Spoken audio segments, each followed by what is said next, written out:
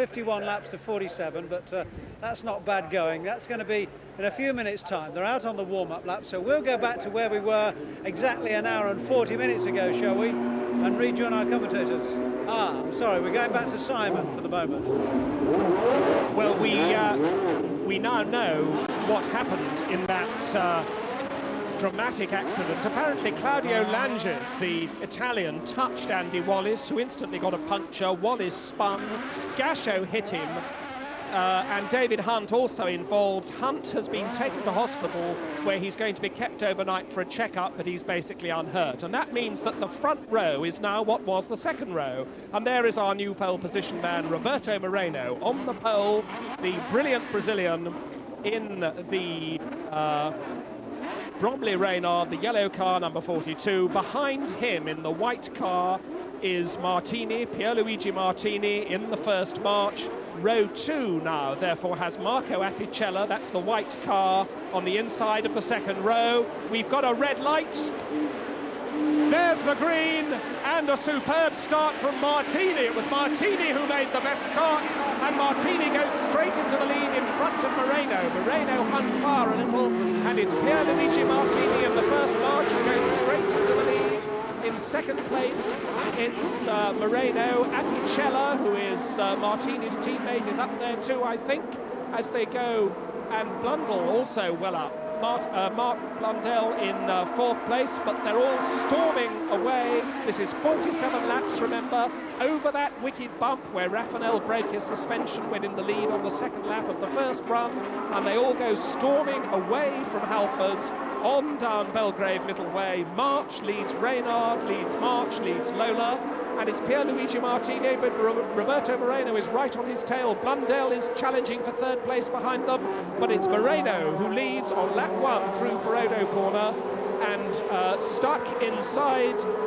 right in his slipstream, tucked right up his gearbox is Moreno. Pierluigi Martini then leading over the bumps. Look at the cars hopping under braking. That's Loctite turn. Third is Apicella. Fourth is Blundell. That's Zenith Bend, the tightest of all those corners on that back road section. They're going down Bromsgrove Street. Shell Turn is ahead of them. This is the first of 47 laps in a reduced length. It's a complete restart. They forget about the first run, and it's now a 47-lap race on its own. And as they all go storming through, Martini holds on to this lead from Moreno. Their little gap before we get Apicella in third place. Fourth is Mark Blundell. Fifth now is Martin Donnelly. Martin Donnelly in fifth place in the Eddie Jordan Racing Reynard, and in sixth place we've got Jean Alesi in the Orica Reynard. It's very interesting to see, obviously, the leader Martini's blocking out the moves by Moreno. Moreno trying on the outside, coming into Halford's corner. Not an ideal spot to go, but he was willing to have a go at it, because I think he thought the line was probably better over the bump. They're accelerating way back downhill again. Down here, it's very, very difficult to overtake. You see Moreno pulling out there, but of course, you have actually got a kink on that straight, which doesn't really show too well to us through the cameras. And we gather that there's already a couple of cars off. Cor Oyser, the Dutchman, has apparently gone off on that first lap, and the German Volker Weidler is also in trouble. There is Weidler in the number 1 car, the Onyx March, with one rear wheel awry, so the German Volker Weidler already off, already in contact with the barriers, and Blundell's up to third. Mark Blundell goes into third place. Apicella weaving behind him, Blundell blocking him. That's the battle for third place, but at the front, it's still the Italian, Pierluigi Martini, leading from the Brazilian, Roberto Moreno. Then a gap before we get Mark Blundell, the 22-year-old from Barnet, who is in third place. Marco Apicella is fourth. Still fifth is Martin Donnelly, and in sixth place is Jean Alesi, the Frenchman from Avignon. And we've had another multiple shot. There's a tremendous traffic jam of cars. Oh dear, oh dear, oh dear. Number 17 is Russell Spence. Number 4 is Mario Heighton. And in the foreground, it's Alfonso de Vinuesa, the Spaniard. What a tremendous shame. There's been another multiple pile-up. Let's only hope that those hard-working marshals can get the track cleared and the race can continue. But it looks as though Russell Spence, who was pointing in the wrong direction, was, if not the person who started that, he was at least nudged into a spin at one stage in that accident. So while the marshals work hard to clear the track, that's round at the back of the circuit at Zenith Bend, and there's Russell Spence's car with Spence still inside the cockpit. He's waving to the man driving the crane, saying, point me in the right direction, I want to go motor racing. Number 4 waving his arm is Mario Highton, and here, for heaven's sake, is the battle for the lead, because in number 9 is Pierluigi Martini and number 42 is Roberto Moreno. We've got another traffic jam. What are we to do with I've this? never seen anything like this in my life. I've never seen a blockage like this. It's ridiculous, it really is. But of course, once these cars are stopped, of course, they can't restart them, can they, with their own internal starters? They need that air bottle on the back. Well, the furious drivers waving their arms, and what a tremendous shame. In number 42, that is Roberto Moreno. Number 9 is the man who was in the lead, Pierluigi Martini. 30 is Martin Donnelly, who was going extremely well in 5th place. The order, when all that little bit of excitement happened, we had Pierluigi Martini in the first march, run by Lamberto Leone, in the lead. A wonderful battle going on between him and Roberto Moreno in the Bromley Reynard.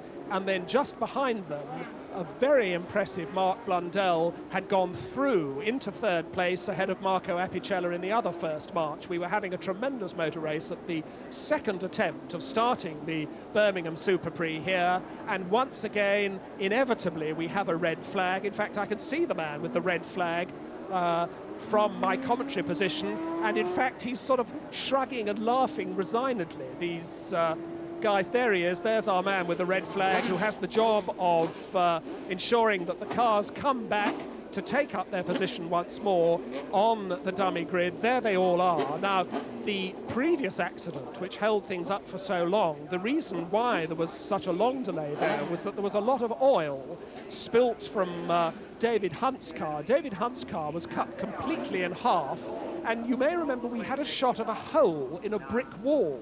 The hole in the brick wall, if you can believe this, was made by David Hunt's engine, because when the car broke in half, the back half of the car flew up into the air, went over the tyre wall, and punched that hole in one of Birmingham's brick walls. David Hunt, I repeat, happily walked away from that completely destroyed motor car, so we've had yet another miraculous escape in Formula 3000, although he has been taken to hospital, and they're going to keep James Hunt's younger brother in hospital overnight for a checkup. There is the hole in the wall to which I was referring, and we are told that that horrid hole was made by the back half of David Hunt's car, the Roger Carman Racing Lola.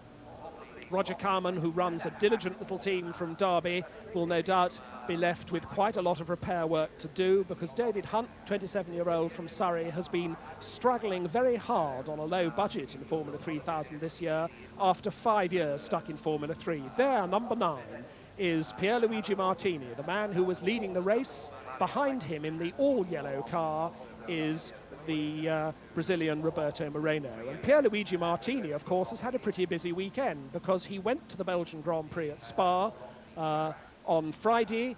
He failed to qualify. He was prevented from qualifying on Saturday for the Formula 1 team he drives for the Minardi team, by rain, and so he was able to jump on an aeroplane and come rushing over here for Sunday morning and get into the cockpit of the other car that he drives this year, the Lamberto Leone run First March.